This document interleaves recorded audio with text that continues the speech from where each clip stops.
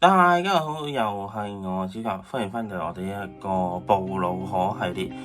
咁今日同大家嚟去開箱嘅呢，就係一個布魯可無面超人群星蛋第4彈，去到最新嘅一個第6彈，係啦。咁啊，一盒嘅官方售價，如果你係單盒嘅話呢，咁就會係351蚊；單盒買嘅話呢，咁就會係39蚊，係啦。咁如果你係單盒嘅話呢，咁裏邊正常應該會係有9個唔同嘅無面超人嘅，係啦。咁啊，我哋就嚟睇睇有啲乜嘢角色同埋細節啦，係啦。咁啊，Let's go！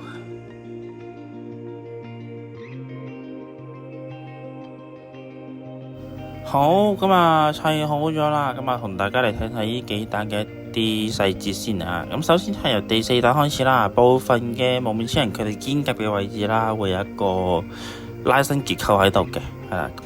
等你玩嘅時候呢，可以有更大嘅可動性嘅。咁同時啦，亦喺呢彈開始啦，部分嘅無面超人佢大腿啦同埋腳嘅部分啦，會有多一個裝甲固定位嘅，係啦。咁啊俾你整個造型係更加之立體嘅，咁另外啦，呢幾彈亦係有俾到對應人仔嘅卡片俾大家做收藏嘅，係啦。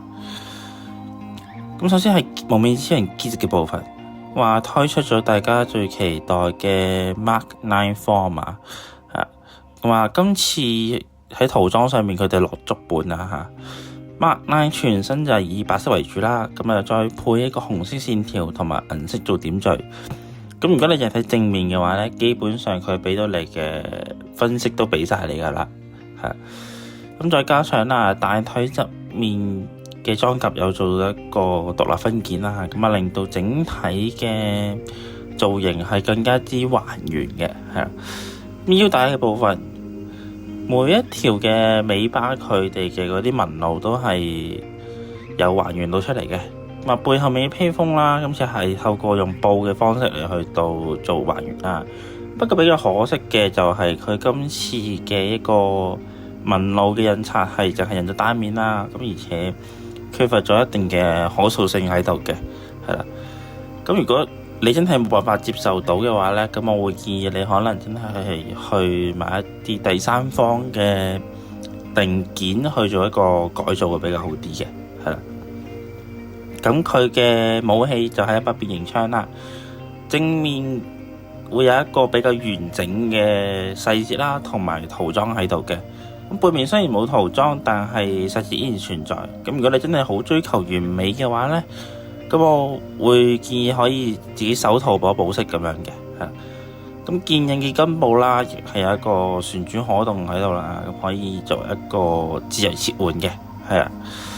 咁另外當然就唔少得就係一個無面超人 Nago 同埋推進先鋒。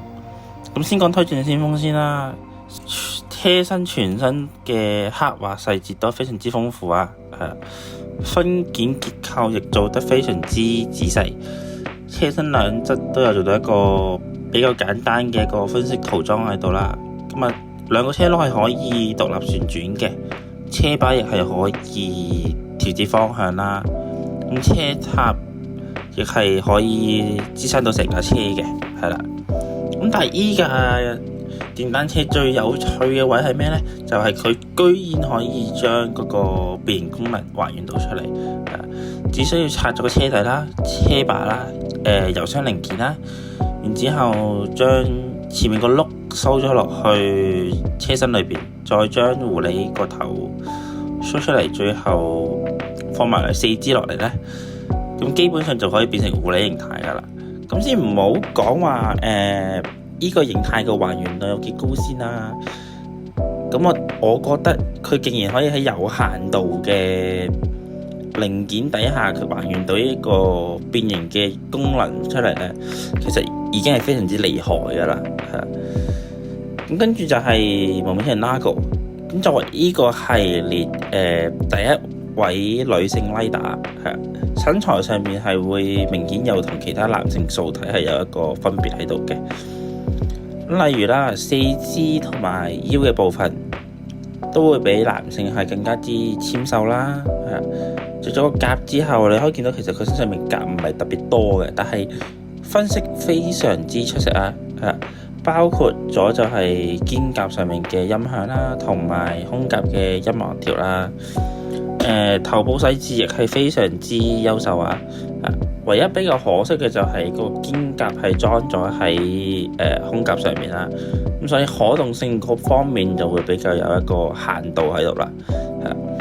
咁講到佢嘅武器就自然係嗰把吉他啦。咁但係嗰把吉他嘅塗裝雖然非常之優秀啦，但係背面依然係存在咗一個大量偷夾嘅問題啊。咁至於 OS 嘅部分，今次一口氣推出咗基礎形態啦，同埋另外3個形態嘅。咁啊，胸甲嗰個大圓盤非常之搶眼啊，整體嘅印刷都係非常之精細。咁而且因為嗰個塗裝係有一定嘅厚度喺度啦，咁所以會有一個浮雕嘅質感喺度嘅，係啦。咁而且嗰個圓盤上面嘅圖案係可以拆嘅，係啦。咁如果你有埋另外嗰3隻形態嘅話呢，咁基本上你係可以還原到呢個自由組合嘅玩法嘅，係啦。而配件方面，亦係因為呢個有呢個自由組合嘅玩法喺度啦，咁所以今次嘅配件算係數一數二咁多，係咁其中啦，基礎形態同埋貓科形態啦，佢會俾咗一對未展開嘅貓爪俾我哋嘅。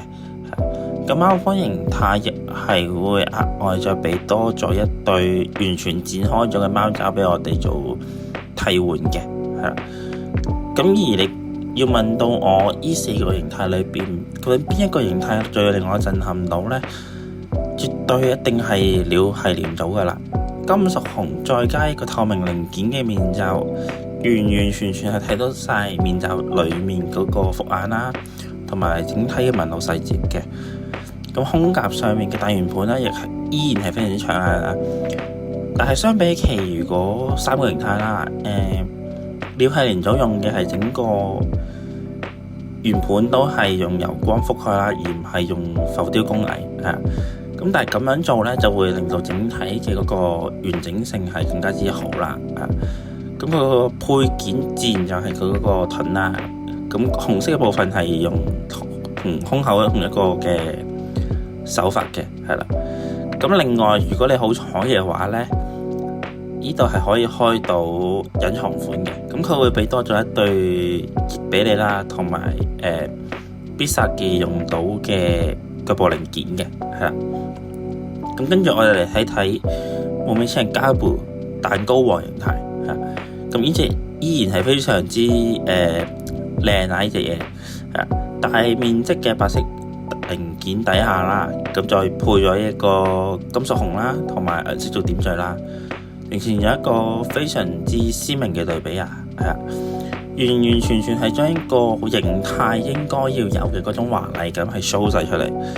但係呢隻啲嘅塗裝啦，就係喺正面先有嘅。咁如果有能力嘅朋友仔咧，就可以試下手塗一下啦。咁肩胛嘅部分依然有做到一個拉伸結構啦，喺玩嘅時候就可以有更大嘅可動性。腳嘅部分同其他加布系列一樣噶啦，都有裝到一個裝甲固定位啦，咁啊令到整體嗰個造型係更加之還原嘅。咁腰帶嘅部分，嘴巴係可以打開嘅，咁但係個手把就冇辦法旋轉啦。背後面嗰3塊披風，其中只有中間嗰一塊呢係採用咗一個軟膠材質嘅啫。我冇記錯嘅話，就係我喺第4彈嘅 Legend 之後，第2隻見到喺呢個系列裏邊有用到軟膠材質嘅人仔，係啦。咁而令我最驚訝嘅係，佢居然將佢嗰個奶油小兵都有配俾我哋。我驚訝嘅位係因為佢其實本身係一個素體形態啦，一個配角啦。咁但係對於蛋糕王嚟講，其實佢係一個非常之重要嘅襯托人偶啦。而且其實我認為佢係現時改造裏邊一個 better choice 嚟嘅，係啊。咁最後就係幪面超人 Billido。咁今次可以見到誠意其實係拉滿咗嘅，肩甲嘅部分有做到一個拉伸結構喺度啦，咁可動性會更加之大啦。咁而首先係基礎形態，係啊，塗裝方面，今次外甲係採用咗一個金屬質感啦，咁啊整體表現係其實唔錯嘅。咁複眼嘅位置有一層嘅金屬漆喺度嘅。咁又令到整體嗰個材質係一樣嘅同時啦，亦可以清晰見到裏邊細節嘅。咁腰帶今次嚟講都係唔錯，不過依然係個手把位依然冇得轉啦，係啊。咁大腿又做到一個腿環喺度嘅，咁啊小腿亦有做到印刷。咁另外佢亦有俾到一對手型俾我哋嘅，咁係攤開咗手嘅手型嚟嘅。咁但係如果佢有俾到一個經典 pose 嘅手型俾我嘅話呢，咁我就會覺得更加之好啦。咁另外基礎形態係冇附帶任何嘅武器喺度嘅，咁唔知後面會唔會可能補發翻一個俾我哋啦。咁講到 Billido，當然就唔少得第6彈嘅強化形態，兔兔同坦坦係啦。咁今次居然可以喺第6彈裏邊同一時間見到呢兩隻嘢呢，絕對係可以見到佢哋嗰邊嘅誠意㗎啦。塗裝方面依然係採用咗一個金屬質地嘅成色喺度啦，咁啊光澤感其實唔錯嘅，咁啊細節亦係俾好俾滿晒俾我哋嘅。複眼依然係採用咗一個透明零件，上面再有一層金屬漆喺度嘅。不過有一點要注意嘅，背後面嘅嗰兩條嘢啦，佢係一個硬性材質喺度嘅，咁而且連接位咧係比較容易斷嘅，咁所以玩嘅時候就要比較小心啲啦。咁而配件方面，今次係有配到一對武器喺度嘅。咁啊，整體採用咗一個正反面獨立分件嘅方法啦。但係背面依然係一個比較完整嘅細節喺度嘅。咁啊，把手位嘅地方亦係有一個可動式嘅關節啦。咁可以透過旋轉嘅方式嚟去到做一個切換嘅。咁整體睇翻落嚟啦，呢幾彈其實非常之出色嘅。每一彈都有一個比較獨特嘅賣點喺度啦，咁而且無論係塗裝啦，定係可動性啦，都依然係非常之出色嘅。咁可以叫做一隻比較中規中矩，甚至可能有少少驚喜嘅產品喺度嘅。咁啊，有興趣嘅話就可以去睇睇啦。好，咁啊，今集嚟到呢度先，我哋下集再見。咁如果中意我呢個 channel 嘅話咧，就記得 follow 翻小腳呢個 channel 啦。咁並且記得要撳 long 啦。如果有咩問題嘅話咧，就喺下面留言區發問。冇嘅話咧，就記得 follow 翻 IG 喺右上角。咁我哋就下集再見，拜拜。